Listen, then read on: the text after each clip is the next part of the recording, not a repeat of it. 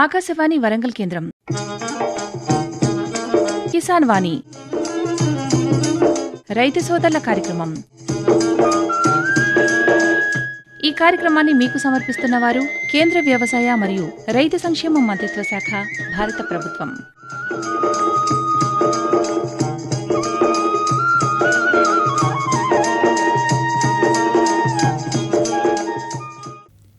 ఈనాటి కిసాన్ వాణి రైతు సోదరుల కార్యక్రమంలో గొర్రెల్లో నీలినాలుక వ్యాధి నివారణ చర్యలు ఈ అంశం గురించి మామనూర్ పశువైద్య కళాశాల assistant professor doctor D Anusha గారితో పరిచయ కార్యక్రమం వింటారు. అనంతరం వేసవిలో వరి పంట సాగులో అనుభవాలు జయశంకర్ భూపాలపల్లి జిల్లా రేగొండ మండలం దామరంచపల్లి గ్రామ రైతు జూపాక భాస్కర్ గారితో పరిచయ కార్యక్రమం ప్రసారమవుతుంది. శ్రోతలు ఇప్పుడు కొన్ని ప్రకటనలు వింటారు. సర్వోత్తమ రైతు పురస్కారం లభించింది హరికి. హరి, మీ విజయ రహస్యం ఏమిటో చెప్పండి. రైతు మిత్రులారా, మీరు కూడా మీ పొలాల్లో అధిక పంటను పండించగలరు. అదెలా? ఎప్పుడు ఏ సమస్య వచ్చినా వెంటనే కలపండి ఈ నెంబరు 1800 ఇది ఎవరి నంబర్ బాబు? కిసాన్ కాల్ సెంటర్ది. అక్కడ విశేషజ్ఞులు మీ పొలం సమస్యలకు వెంటనే పరిష్కారం చెప్తారు. అదేంటయ్యా, విశేషజ్ఞులు అన్ని సమయాల్లోనూ దొరుకుతారా? తప్పకుండా దొరుకుతారు. ఏడాదిలో 365 రోజులును, అది కూడా ఉదయం 6 గంటల నుంచి రాత్రి 10 గంటల దాకా. మరైతే ఎక్కువసేపు మాట్లాడితే డబ్బు చాలా అవుతుందిగా. ఖర్చు లేనే లేదు. మొబైల్ పై గానీ ఇతర ఫోన్ తో కానీ కిసాన్ కాల్ సెంటర్ కి ఉచితంగా కాల్ చేయవచ్చు. సలహాకి కూడా ఖర్చు ఉండదు. నిజంగా? 16 అణాల నిజం. రైతు సోదరులారా, పంట సమస్యల గురించి మీ భాషలో వెంటనే సమాధానం కోసం పూర్తి భారతదేశంలో ఏ ఫోన్ నుంచైనా జాతీయ హెల్ప్ లైన్ నంబర్ 1800-118-1551తో ఉచితంగా సంప్రదించండి. రైతు మిత్రుడు కిసాన్ కాల్ సెంటర్. ఇప్పుడు వినండి, గొర్రెల్లో నీలినాలుక వ్యాధి నివారణ చర్యలు ఈ అంశం గురించి మామనూర్ పశువైద్య కళాశాల assistant professor doctor D Anusha గారితో పరిచయ కార్యక్రమం. పరిచయకర్త మోటి చిరంజీవి గారు. నీలి నాలుక వ్యాధి అనేది ప్రధానంగా ఈ గొర్రెలు, మేకలు, పశువులలో క్యూలికోయిడ్స్ జాతికి చెందినటువంటి చిన్న దోమల ద్వారా వ్యాపించేటువంటి ఒక వైరల్ అంటువ్యాధి. మరి ఇది ఏ విధంగా రావడం అనేటువంటి జరుగుతుంది గొర్రెలలో, మరి దాని యొక్క ప్రభావం ఏ విధంగా ఉంటుంది, ముఖ్యంగా ఈ పెంపకదారులు ఎటువంటి నివారణ చర్యలు తీసుకోవాలి, ఇంట్లో ఉన్నటువంటి గొర్రెల్లో ఇవి వచ్చినప్పుడు ఇతర పశువులపైన వీటి యొక్క ప్రభావం ఏ విధంగా ఉంటుంది, వాటిని కూడా అరికట్టడానికి ఏం చర్యలు అనేటువంటివి తీసుకోవాలి, ముఖ్యంగా ఈ వ్యాధి సంక్రమించినప్పుడు ఆ వ్యాధి లక్షణాలు అనేటువంటి ఏ విధంగా ఉంటుంది, వాటిని గుర్తించడానికి ఏ విధమైనటువంటి లక్షణాలు బయటికి అగుపిస్తూ ఉంటాయి. మరి ఈ లక్షణాలలో నోటి లక్షణాలు, అదేవిధంగా వాపు, అదేవిధంగా ఇతర లక్షణాలు ఏ విధంగా ఉన్నాయి, ముఖ్యంగా ఈ దోమల నియంత్రణకు, ఈ వ్యాధి నివారణకు ఎటువంటి జాగ్రత్తలు తీసుకున్నట్లయితే ఈ నీలి నాలుక వ్యాధిని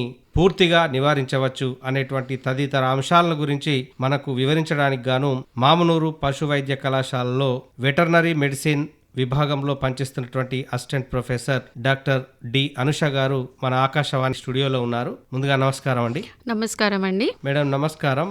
గ్రామాల్లో ముఖ్యంగా ఈ గొర్రెలలో వీటి యొక్క పెంపకం యొక్క ప్రాముఖ్యత అనేటువంటిది ఏ విధంగా ఉంటుందంటారు? అయితే ఒకప్పుడు గొర్రెల పెంపకం అనేది కులవృత్తిగా ఉందండి. కానీ ఇప్పుడు అన్ని వర్గాల వారు స్వయం ఉపాధి కోసం దీనిని ఎంచుకుంటున్నారు. అలాగే గ్రామీణ యువత కూడా ఆర్థికంగా బలపడడానికి, వృద్ధి చెందడానికి ఇది ఎంతగానో సహాయపడుతుంది. కాబట్టి ఈ గొర్రెల పెంపకం అనేది ఒక డైలీ బేసిస్, అంటే ఒక ఉపాధిగా ఎంచుకోవడం జరిగింది. కానీ గొర్రెల్లో వచ్చే వ్యాధుల వలన సరైన అవగాహన లేకపోవడం వల్ల ఆర్థిక నష్టం వచ్చే అవకాశాలు ఎక్కువగా ఉంటాయి. కాబట్టి గొర్రెల పెంపకందారులు జీవాల్లో వచ్చే వ్యాధుల గురించి తెలుసుకోవాల్సిన అవసరం ఎంతైనా ఉంది. అయితే ఈ వ్యవసాయానికి అనుబంధంగా రైతులు మూగ జీవాల పెంపకం ద్వారా ఈ గొర్రెల పెంపకం కూడా చేస్తా ఉన్నారు. తద్వారా లాభసాటిగా కూడా ఉంటుంది. ఎందుకంటే ఈ మూగ జీవాల పెంపకానికి చేయాల్సినటువంటి ఖర్చుతో పోల్చుకున్నట్లయితే గొర్రెల పెంపకానికి తక్కువ మొత్తంలో ఖర్చు అనేటువంటిది అవుతా ఉంటుంది. అయితే ఇటువంటి తరుణంలో ఈ గొర్రెల పెంపకం జరిగినప్పుడు వాటి యొక్క వ్యాధుల ప్రభావం అనేటువంటిది ఎలా ఉంటుందంటారు? అదే అండి. అయితే మనం గొర్రెల్లో సాధారణంగా చూసుకున్నట్టయితే చాలా రకాల వ్యాధులు వస్తూ ఉంటాయండి. ఇందులో ముఖ్యంగా మనం గమనించుకున్నట్టయితే చిటుక రోగం అంటే దీనిని ఈటీ అని అంటారు, పీపీఆర్ అంటే మూతిపుండ్ల వ్యాధి అంటారు, గొంతువాపు, కండ్ల కలక, తర్వాత బాహ్య పరాన్న జీవుల వల్ల కూడా వచ్చే రోగాలు ఎక్కువగా ఉంటాయి. అన్నిటికంటే ముఖ్యమైన రోగం ఏంటంటే ఇది నీలి నాలుక వ్యాధి. ఎందుకంటే ఇది ఒక వైరస్ ద్వారా సంక్రమిస్తుంది కాబట్టి అది రోగం అనేది ఎక్కువగా వ్యాప్తి చెంది దానిని నివారించే చర్యలు కూడా చాలా కఠినంగా ఉంటాయి. కాబట్టి ఈ రోగం అనేది మనం ఎక్కువగా గొర్రెల్లో చూసుకోవచ్చు. అయితే ఈ గొర్రెలకు వచ్చేటువంటి ప్రధాన వ్యాధులలో నీలి నాలుక వ్యాధి అనేటువంటిది ఒకటిగా చెప్తా ఉన్నారు. అయితే ఈ నీలి నాలుక వ్యాధి అంటే ఏంటి, అది ఎలా వస్తుందంటారు? అయితే ఈ నీలి నాలుక వ్యాధి అనేది ఒక వైరస్ వల్ల సోకే వ్యాధి అండి. దీనిని మనం బ్లూ టంగ్ వైరస్ అంటాము, బీటీవీ వైరస్ అంటాము. సో ఇది సూక్ష్మాతి సూక్ష్మజీవి.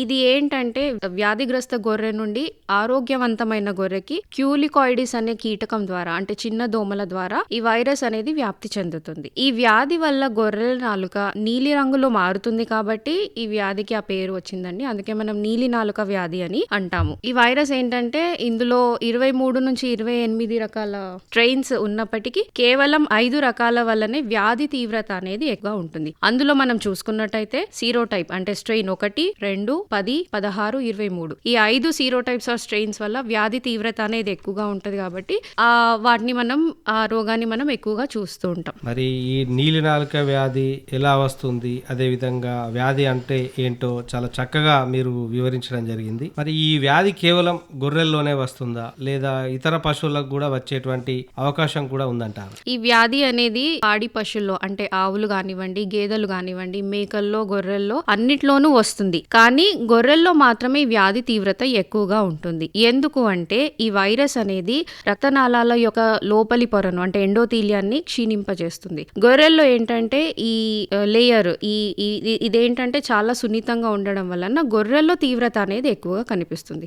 అంటే అన్ని పశువుల్లో మనకి కనిపించినప్పటికీ గొర్రెల్లో ఈ వ్యాధి యొక్క తీవ్రత ఎక్కువగా ఉండడానికి ఇదే కారణం. మరి ఈ నీలి నాలుక వ్యాధి అనేటువంటిది ఈ పశువులలో వచ్చేటువంటి అవకాశం ఉంటుందంటున్నారు. అయితే ఇప్పుడు మనకు వర్షాకాలం, చలికాలం, వేసవి కాలం ఈ 3 కాలాలలో ఈ వ్యాధి అనేటువంటిది ఎక్కువగా ఎప్పుడు కనిపిస్తుంది, దానికి గల కారణాలు ఏంటంటారు? వ్యాధి అనేది మనకి ఈ చిన్న దోమల వల్ల వ్యాప్తి చెందుతుంది కాబట్టి ఈ దోమల సంఖ్య ఏమిటంటే వర్షాకాలంలో నీళ్లు నిల్వ ఉండడం వలన ఈ దోమల పాపులేషన్ అనేది ఎక్కువగా వృద్ధి చెందుతుంది. తద్వారా ఏమవుతుంది అంటే ఒక వ్యాధిగ్రస్త పశువు నుంచి ఇంకొక పశువుకి తొందరగా వ్యాప్తి చెందుతుంది. కాబట్టి ఈ రోగం అనేది మనకి అక్టోబర్ నుండి జనవరి మధ్యలో అనగా శీతాకాలంలో మనకి ఎక్కువగా కనిపిస్తుంది. ఈ వ్యాధి వర్షాకాలంలో వ్యాప్తి చెందినప్పటికీ లక్షణాలు అనేవి మనకి శీతాకాలంలో ఎక్కువగా బయటపడుతూ ఉంటాయి. అంటే ఇప్పుడు మీరు దోమలు ఎక్కువగా ఉన్నప్పుడు ఇది వ్యాధి అనేటువంటిది వస్తుంది అని అంటున్నారు. గత కొంతకాలంగా మనం చూస్తూ ఉన్నాము,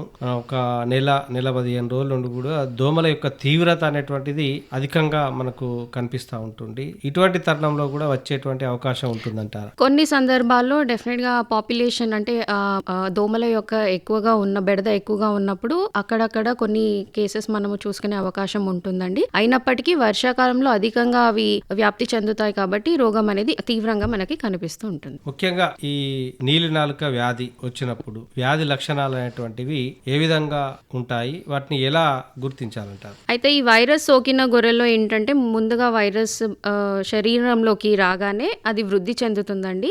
ఆ తర్వాత ఒకదాని తర్వాత ఒకటి మనకి లక్షణాలు అనేవి బయటపడుతూ ఉంటాయి. సో ప్రారంభ దశలో ఏమవుతుందంటే అధిక జ్వరం అంటే 105 నుంచి 107 వరకు జ్వరం అనేది మనం చూడవచ్చు. దానితో పాటు అలసట, మేత తినకపోవడం వంటి లక్షణాలు మనకి కనిపిస్తూ ఉంటాయి. తర్వాత ఈ వ్యాధి తీవ్రత పెరిగే కొద్దీ మధ్య దశలో ఏమవుతుందంటే నోరు, పెదవులు, నాలుక వాపులు మనం గమనించుకోవచ్చు. తర్వాత నోటి లోపల గాయాలు ఏర్పడతాయి. ముక్కు నుండి కూడా నీరు కారడం అనేది మనం చూసుకోవచ్చు. తర్వాత ఏమవుతుంది, వ్యాధి ఇంకా తీవ్రంగా మారినప్పుడు నాలుక నీలి రంగులోకి మారి అవి మేత మొత్తానికి మేయకుండా నిలిచిపోతుంది అనమాట. తర్వాత కాళ్ళలో పుండ్లు కూడా ఏర్పడతాయి. దీని వల్ల ఏమవుతుందంటే అవి నడవడానికి ఇబ్బంది పడుతూ ఉంటాయి. ఇదేంటంటే అన్ని వయసుల గొర్రెల్లో వచ్చినప్పటికీ వ్యాధి తీవ్రత అనేది అడల్ట్స్ అంటే పెద్ద వాటిలో ఎక్కువగా మనకి కనిపిస్తూ ఉంటుంది. అలాగే మనం కాలి పుండ్ల గురించి తీసుకున్నట్టయితే ముఖ్యంగా గిట్టెలకి చర్మానికి మధ్యలో ఎక్కడైతే ఉంటుందో అక్కడ ఎర్రగా మారి అవి నడవడానికి ఇబ్బంది పడుతూ ఉంటాయి. అలాగే ఒకవేళ ఈ కాలి పుండ్లు తీవ్రంగా మారినట్టయితే వాటి నుంచి పురుగులు పడే అవకాశం కూడా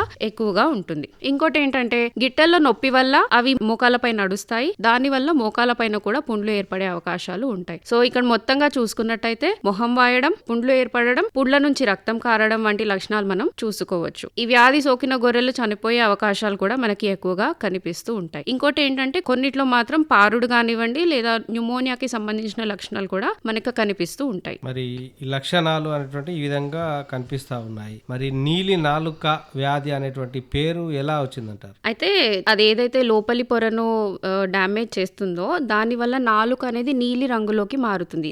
వ్యాధి తీవ్రత పెరిగే కొద్దీ అది నీలి రంగులోకి మారినప్పుడే రైతు దాన్ని గుర్తిస్తాడు. కాబట్టి దానికి నీలి నాలుక అనే పేరు రావడం జరిగింది. అంటే నీలి నాలుక వ్యాధి సోకినటువంటి గొర్రెల్లో ముఖం వాపుతో పాటు పుండ్లు ఏర్పడతాయి. అలాగే ఈ గొర్రె మూతి గాని, పెదవులు గాని, చిగుళ్ళు గాని, నాలిక వాపుతో కూడా పుండ్లు అనేటువంటి కనిపిస్తా ఉంటాయి. మీరు చెప్పినట్టు తీవ్రమైనటువంటి జ్వరం వచ్చినప్పుడు నోటి దుర్వాసన కూడా వచ్చేటువంటి ఆస్కారం ఉంటుంది అధికంగా.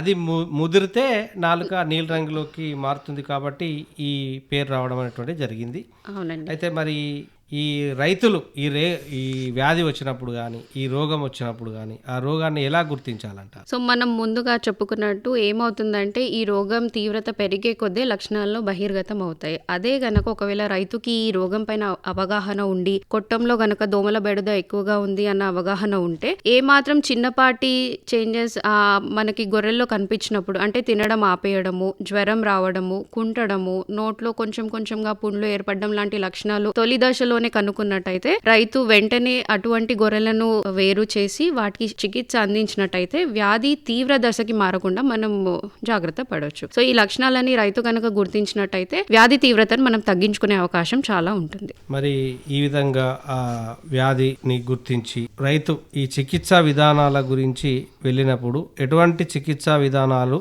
అవలంబిస్తే మంచిదంటారు? వాటి గురించి రైతు సోదరులకు క్షుణ్ణంగా వివరించండి.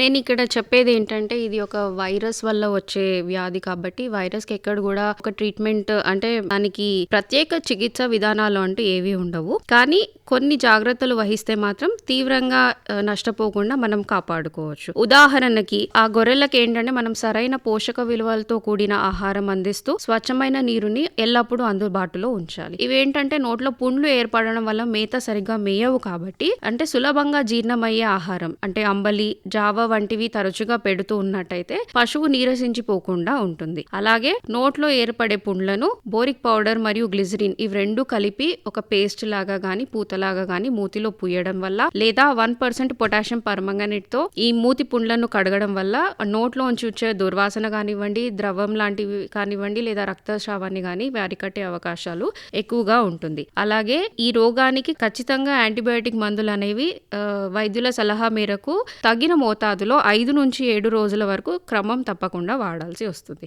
దాంతో పాటు నొప్పికి గల ఇంజెక్షన్లు, మందులు, తర్వాత బి కాంప్లెక్స్ ఇంజెక్షన్లు పెట్టుకుంటూ మనం పుండ్లని, కాలి పుండ్లని, నోటి పుండ్లని కడుక్కున్నట్టయితే ఒక వారం నుంచి 10 రోజుల్లో గొర్రె అనేది కోలుకునే అవకాశం ఎక్కువగా ఉంటుంది. దీంతో పాటు ఏంటంటే వ్యాధి సోకిన గొర్రెలను వేరుగా ఉంచడం వల్ల మిగతా వాటికి కూడా వ్యాపించకుండా ఉంటుంది. అంటే ఈ విధమైనటువంటి చికిత్సా విధానాలు పాటించినట్లయితే రైతులకు శ్రేయస్కరంగా ఉంటుంది. అయితే ముఖ్యంగా ఈ వ్యాధి వచ్చినప్పుడు ఈ గొర్రెలలో ఎక్కువగా మందల రూపంలో ఉంటాయి కాబట్టి ఈ వ్యాధిని ఎలా నివారించుకోవచ్చు అంటారు? ముఖ్యంగా మనం చూసుకున్నట్టయితే ఎప్పుడు కూడా ఈ గొర్రెలు అనేవి ఒకటే కొట్టంలో ఒక 80 నుంచి 100 వరకు ఒకటే దగ్గర పెట్టడం వల్ల దగ్గరగా ఉంటాయి. ఒక దాని నుంచి ఇంకో దానికి దోమల ద్వారా తొందరగా వ్యాప్తి చెందుతుంది. కాబట్టి ముఖ్యంగా చేయాల్సింది ఏంటంటే ఒకసారి ఈ రోగం యొక్క లక్షణాలు బయటపడ్డప్పుడు వెంటనే అటువంటి గొర్రెలను వేరుగా ఉంచి వాటికి వెంటనే మనం వైద్యం గనక అందించినట్టయితే వేరే వాటికి సోకకుండా ఉంటుంది. అలాగే ఇంకోటి ఏంటంటే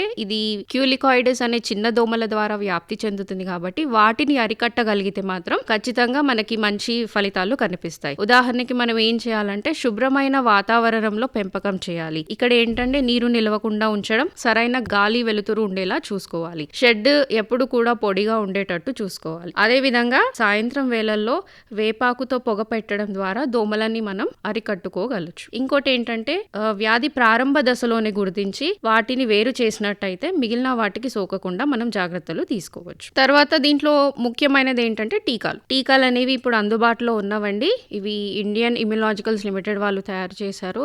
ఆ పేరు వచ్చేసి రక్షా బ్లూ. ఇదేంటంటే ఇందాక నేను చెప్పినట్టు 5 రకాల స్ట్రెయిన్స్ వల్ల వస్తుంది కాబట్టి ఇది ఇన్యాక్టివేటెడ్ పాలీవాలెంట్ వ్యాక్సిన్ అండి. అంటే ఈ 5 రకాల స్ట్రెయిన్స్ తో కూడిన వ్యాక్సిన్ ని అందుబాటులో ఉంచారు. ఇది 2 ml చర్మం కింద ఇస్తాము. ఎప్పుడు ఇస్తామంటే 3 నెలలు పైబడిన గొర్రె పిల్లలకి ఈ వ్యాక్సిన్ అనేది చర్మం కింద డోస్ ఇవ్వాలి. ఆ తర్వాత అంటే మొదటి డోస్ వేసిన నెల తర్వాత రెండో డోస్, దానిని మనం బూస్టర్ వ్యాక్సిన్ అని అంటాము. సో ఈ బూస్టర్ వ్యాక్సిన్ అనేది ఒక నెల తర్వాత, మొదటి డోస్ ఇచ్చిన నెల తర్వాత వేసుకొని ఆ తర్వాత ప్రతి సంవత్సరం గనక మనం ఈ టీకాని వేసుకున్నట్టయితే అవి రోగాన పడకుండా ఉంటాయి. ఇంకోటి ఏంటంటే ఈ టీకా మనం ఎప్పుడు వేయాలి అంటే వర్షాకాలం ప్రారంభానికి కనీసం 1 నుంచి 2 నెలల ముందు, అంటే మే నెలలో గనక మనం వేసుకున్నట్టయితే ఈ వర్షాకాలంలో అవి రోగాన బారైన పడకుండా ఉంటాయి. అంటే ఇప్పుడు నీలినాలుక వ్యాధి వచ్చినప్పుడు ముఖ్యంగా కొన్ని గొర్రెలలో గర్భం దాల్చేటువంటి గొర్రెలు ఉంటాయి. అలాంటి సందర్భాలలో ఈ వ్యాధి లోపల ఉన్నటువంటి దూడ పైన ఎటువంటి ప్రభావం అనేటువంటి చూపుతుందా? అది ఖచ్చితంగా ఉంటుందండి. సో ఏవైతే చూడితో ఉంటాయో చూడి పశువుల్లో ముఖ్యంగా లాస్ట్ స్టేజ్ లో ఉన్నట్టయితే కొన్నిసార్లు అవి గర్భకోశ వ్యాధులు వచ్చే అవకాశం ఉంటుంది. అలాగే అబార్షన్స్, ఈడ్చుకుపోయే సందర్భాలు కూడా ఉంటాయి. కొన్నిసార్లు గొర్రెలు పుట్టినప్పటికీ గొర్రె పిల్లల్లో డిసీజెస్ అంటే పుట్టుకతో వచ్చే రోగాలను కూడా మనం చూడొచ్చు. ఇవన్నీ కూడా వైరస్ వల్ల ఏదైతే అధిక జ్వరం ఉంటుందో దాని వల్ల లోపలున్న అవయవాలని దెబ్బతిని గర్భ సంచి పైన కూడా ప్రభావం పడే అవకాశాలు ఎక్కువగా ఉంటాయి. మరి ఒకప్పుడు ఈ గొర్రెల్లో నీలినాలుక వ్యాధి వచ్చినప్పుడు దానికి సంబంధించినటువంటి టీకాలు గాని ఇతర మందులు గాని లేవు, ప్రస్తుతం అందుబాటులో ఉన్నాయి. అవునండి. మరి వాటి నివారణ చర్యలు ఏ విధంగా తీసుకోవాలి, మరి గొర్రెల పెంపకదారులు ముఖ్యంగా ఎటువంటి జాగ్రత్తలు తీసుకున్నట్లయితే ఈ గొర్రెల్లో వచ్చేటువంటి నీలినాలుక వ్యాధిని అరికట్టవచ్చు అనేటువంటి చాలా చక్కటి విషయాలను మీ విలువైనటువంటి సమయాన్ని వెచ్చించి మా ఆకాశవాణి స్టూడియోకు ఇచ్చేసి మా రైతు సోదరులకు అదేవిధంగా మా కార్యక్రమం వింటున్నటువంటి శ్రోతలకు చాలా చక్కగా వివరించినందుకు గాను మీకు మా ఆకాశవాణి వరంగల్ కేంద్రం తరపున ప్రత్యేకంగా ధన్యవాదాలండి. ధన్యవాదాలండి. నాకు ఈ అవకాశం ఇచ్చినందుకు మీకు కూడా నేను ధన్యవాదాలు తెలియజేసుకుంటున్నాను.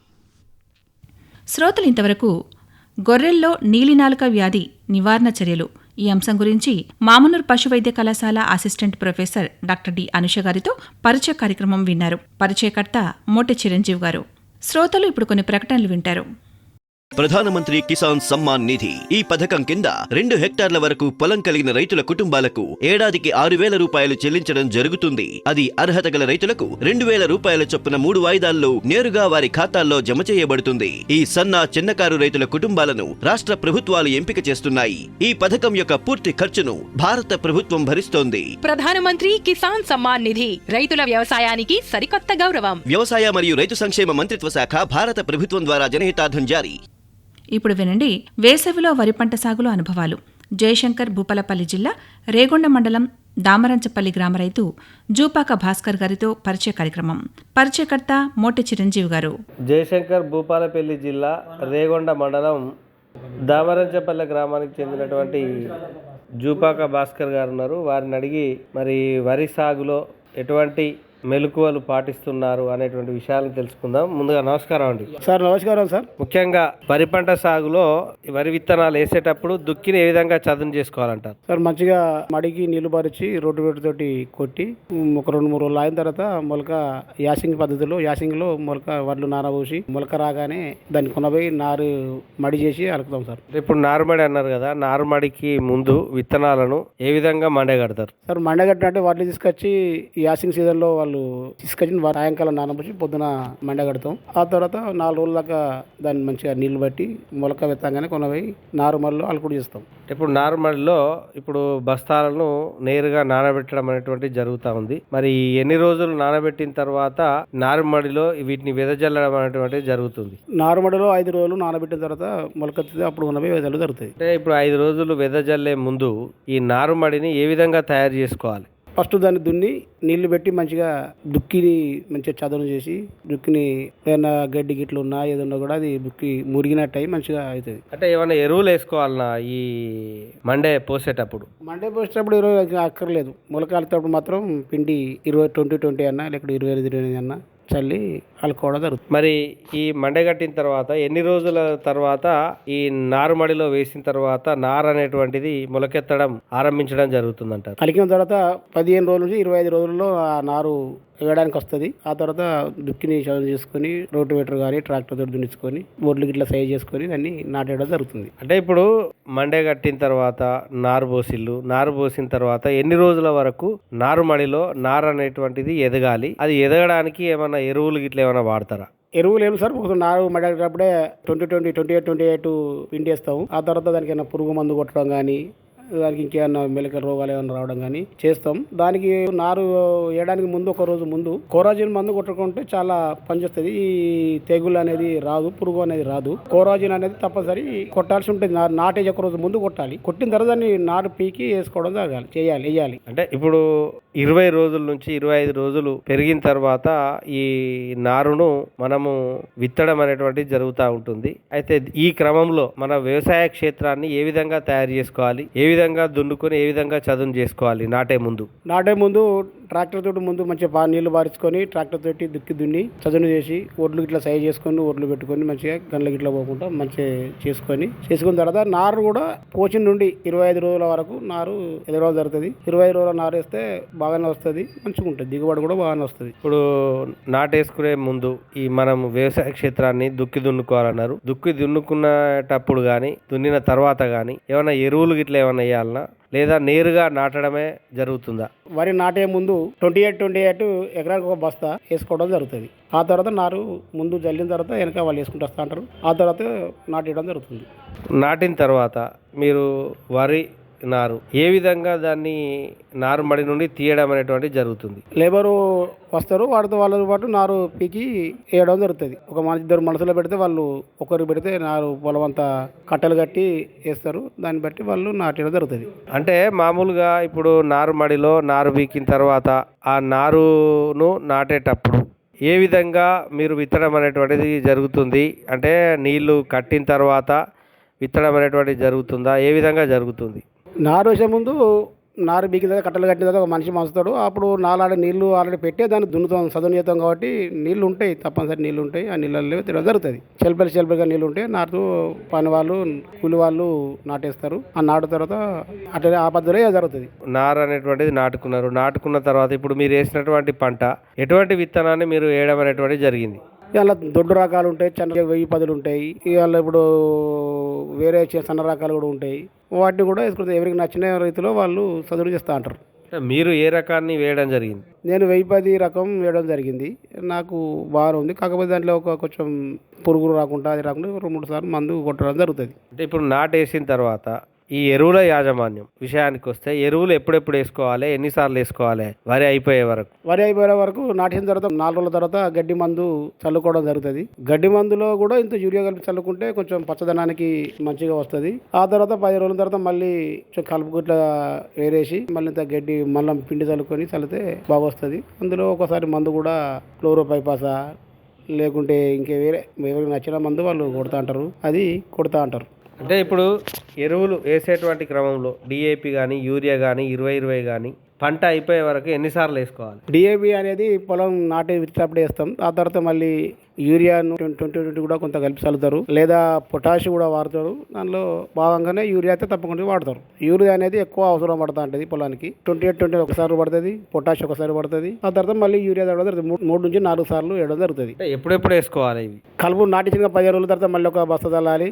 అట్లా 15 రోజుల వ్యవధిలో వేయడం జరుగుతుంది. 15 రోజుల తర్వాత ఏ పంట అయినా ఏదైనా కూడా ఇప్పుడు సపోజ్ ఇలా జరిగిన పిండి మళ్ళీ 15 రోజులు మళ్ళీ చల్లాలి. అట్లా 4 సార్లు చల్లడం జరుగుతుంది. అంటే ఈ విధంగా ఎరువులు వేయడం అనేటువంటి జరుగుతుంది. మరి ఇప్పుడు ఈ వేసవి కాలంలో నారు వేసి వరి వేసేటువంటి మీరు 1010 రకాన్ని పెట్టడం జరిగింది. మరి దీంట్లో కలుపు నివారణ అనేటువంటిది ఏ విధంగా చేయాలి? కలుపు ఎప్పుడెప్పుడు తీసుకోవాలి? కలుపు రాకుండా ఉండడానికి మీరు ఎటువంటి జాగ్రత్తలు తీసుకోవడం జరుగుతుంది? ఈ కలుపు రావడానికి అంటే ముందు నాటిన తర్వాత 4 రోజులకు గడ్డి మందు చల్లుతాం కదా, ఆ గడ్డి మందు అనేది పనిచేస్తూ ఉంటుంది.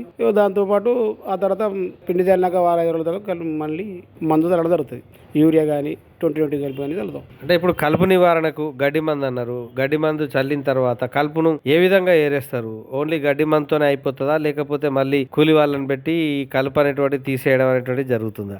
గడ్డి మందు అనేది 15 రోజులు 20 రోజులు పనిచేస్తుంది. ఆ తర్వాత కూడా మళ్ళీ ఎకరానికి 2 ముగ్గురు పెట్టి ఏరడం జరుగుతుంది. ఏరిసిన తర్వాత మళ్ళీ కూడా మందు చల్లడం జరుగుతుంది, పైన మందు కూడా పిచికారీ చేయడం జరుగుతుంది. అంటే ఈ విధంగా ఈ కలుపు నివారణ అనేటువంటి చేయడం జరిగింది. అంటే ఇప్పుడు మీరు వేసినటువంటి 1010 పంట ఎన్ని రోజుల పంట, మరి దీనికి ఇప్పుడు ఈ వేసవి కాలంలో నీటి యాజమాన్యం అనేటువంటిది ఏ విధంగా చేపట్టాలంట? 1010 పంట అనేది 110 రోజులు ఉంటుందండి. 110 రోజులలో తప్పకుండా నీళ్ళు అనేది అవసరం. నీళ్ళు అనేది ఎప్పటికి ఉండాల్సిందే. నీళ్లు ఆరిపోకుండా నీళ్లు ఉండాలి అని జరుగుతుంది. పొట్టు దశలో మాత్రం తప్పకుండా నీళ్లు ఉండాలి. కాలంలో నీళ్లు ఉంటేనే పంట పండుతుంది, లేకుంటే పండదు, ఎండిపోతా ఉంటుంది. కరెక్ట్ రాదు, దిగుబడి కరెక్ట్ రాదు. అది అంటే పంట మొదలు పెట్టినప్పటి నుంచి పంట అయిపోయే వరకు ఏ విధంగా నీళ్లు కట్టాలి, ఏ విధంగా తడి ఆరిపోకుండా చూసుకోవాలంటారు? నీళ్లు కట్టడం అనేది తప్పకుండా మోటార్ ఉంటుంది. మోటార్ అయితే మోటార్ ద్వారా, బోర్ అయితే బోర్ ద్వారా, కేనాలి కాలువ అయితే కాలువ ద్వారా నీళ్లు ఎప్పటికీ మడిలో ఉంటట్టే చూసుకోవాలి. 1-2 సార్లు కొంచెం ఏమైనా రోగాలు వచ్చినట్టు అనిపిస్తే మనం 5-6 రోజులు మనమే నీళ్లు బంద్ చేసి దాన్ని ఆరగట్టడం జరుగుతుంది. అంటే ఇప్పుడు వరి నాటేసిళ్ళు, వరి ఎదగడం అనేటువంటిది ఆరంభించడం జరిగింది. మరి ఇటువంటి తరుణంలో ఈ వేసవిలో వీటిలో వచ్చేటువంటి ఏ చీడపీడలు వస్తాయి, చీడపీడలు నివారించడానికి మీరు ఎటువంటి జాగ్రత్తలు కానీ ఎటువంటి చర్యలు కానీ తీసుకుంటున్నారు? అగ్గి తెగులు వస్తాయి, మాకు చుట్టే పురుగు వస్తుంది, అలా మొగి పురుగు వస్తుంది. ఇవన్నిటికి కూడా చివర్లు తీసుకుంటాము. అయినా తీసుకున్నా కూడా ఈ మొగి పురుగు అనేది దాదాపు పోతలేదు సార్. మాకు ఆల్రెడీ మొగి పురుగు అనేది, గెనె పురుగు అనేది వస్తలేదు. అది ఎందుకో అది తెలుస్తుంది. చాలా మంది వాతావరణం తీరా అసలు ఏమో తెలుస్తుంది సార్. చాలా గెనె పురుగు అనేది వస్తుంది. దానికోసం ఏమన్నా వ్యవసాయ కేంద్రం వాళ్ళు ఏమన్నా పరిశోధించి రైతులకు ఏమన్నా మంచి మందు కానీ ఎరువు కానీ అందిస్తే బాగుంటుందని మేము కోరుకుంటున్నాం. అంటే ఇప్పుడు ఈ వరి నాటు వేసిన తర్వాత ఈ పూత ఎక్కువ వస్తే కాత ఎక్కువ కాస్తుంది అని అంటారు. అంటే ఇప్పుడు గొలుసు ఎక్కువగా రావడానికి ఏమైనా జాగ్రత్తలు తీసుకుంటున్నారా? గుళికలు అనేటివి కలుద్దాం.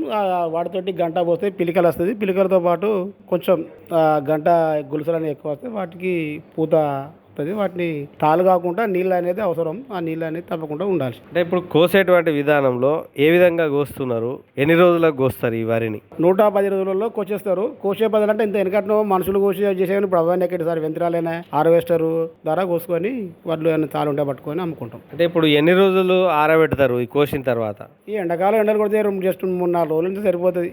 అది పదను కూడా వస్తుంది. దానికి మీటర్ ఉంటుంది, మిషన్ ఉంటుంది. ఆ మిషన్ ద్వారా పర్సెంటేజ్ చూస్తారు, చూసి తీసుకుంటారు. అంటే ఇప్పుడు మీరు ఈ రాష్ట్ర ప్రభుత్వము విక్రయించేటువంటి కేంద్రాల ద్వారా, అంటే మహిళా సంఘాల ద్వారా, ఐకేపీ కేంద్రాల ద్వారా తీసుకోవడం అనేటువంటి జరుగుతూ ఉన్నది. అయితే మీరు అక్కడ అమ్ముతున్నారా, బయట అమ్ముతున్నారా, ఏ విధంగా అమ్మడం అనేటువంటి జరుగుతుంది? ఐకేపీ ద్వారానే అమ్ముతాం సార్. మేము ఐకేపీ ద్వారానే అమ్ముతాం. ఐకేపీ గవర్నమెంట్ వాళ్ళు ఉంటారు, వాళ్ళు ఐకేపీ ద్వారా తీసుకుంటారు. మాకు పైసలు కూడా ఐకేపీ ద్వారా మా అకౌంట్లలో పడిపోతాయి. అంటే ఐకేపీలో మీరు అప్లై చేసుకోవాలంటే ఏ విధంగా అప్లై చేసుకోవాలి? ఈ వ్యవసాయ కేంద్రంలో వాళ్ళు అప్పుడు వస్తారు కదా సార్. వాళ్ళ దగ్గరలో మేము పంట నమోదు అనేది రాయించుకుంటాం. పత్తి ఎత్తే పత్తి, వరి ఎత్తే వరి, మినుము ఎత్తే మినుము, బెబ్బర్ ఎత్తే బెబ్బర్, అట్లా ఏ పంట ఎత్తే ఆ పంట వివరాలు రాసుకుంటారు. కాబట్టి దాన్ని బట్టి మేము ఎకరానికి 2 క్వింటాలు, 12 క్వింటాల, 20 క్వింటాల అట్లా ఆ లెక్క ప్రకారం వాళ్ళు ఇస్తారు. దాని ద్వారా ఐకేపీ వాళ్ళు మా ఒక పట్టాదారి పాస్బుక్ దాని పద్ధతిలో వాళ్ళు పడ్లు కొనుగోలు చేసి అదే పద్ధతిలో మా బ్యాంక్ అకౌంట్ నెంబర్ ఇస్తే దానిలో జమ చేస్తూ అంటారు. అంటే ఇప్పుడు మీరు వేసినటువంటి